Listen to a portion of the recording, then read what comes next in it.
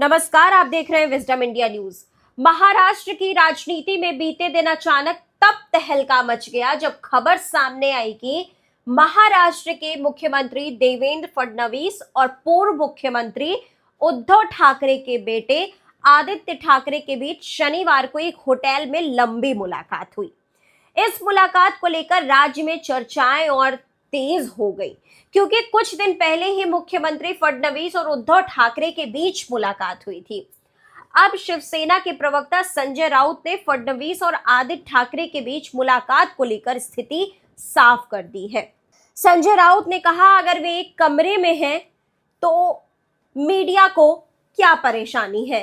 एक मुख्यमंत्री है और दूसरा विपक्ष का नेता है, लेकिन इस तरह की कोई बैठक नहीं हुई। तो वहीं मीडिया में इस तरह की खबरें आई थी कि शनिवार को आदित्य ठाकरे बांद्रा कुर्ला कॉम्प्लेक्स में स्थित सोफिटेल होटल पहुंचे थे और थोड़ी देर बाद फडणवीस भी वहां पहुंचे।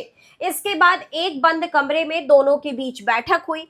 मुख्यमंत्री कार्यालय की ओर से कहा गया कि हालांकि फडणवीस शनिवार को इसी होटल में थे, लेकिन उनकी आदित्य ठाकरे से कोई मुलाकात नहीं हुई।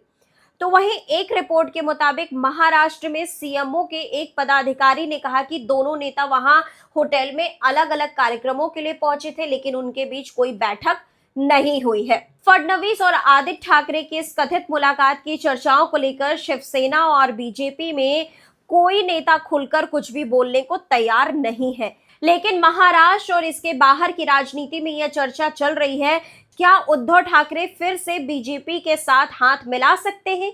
याद दिलाना होगा कि 2019 के विधानसभा चुनाव के बाद उद्धव ठाकरे मुख्यमंत्री की कुर्सी को लेकर अड़ गए थे और उन्होंने बीजेपी के साथ गठबंधन तोड़कर एनसीपी और कांग्रेस के साथ मिलकर महाराष्ट्र में सरकार चलाई थी।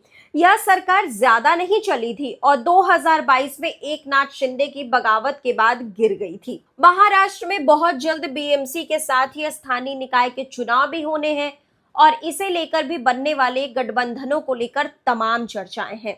तो वहीं याद दिलाना होगा कि पिछले हफ्ते ही फडणवीस ने उद्धव ठाकरे को इधर आने का इशारा किया था।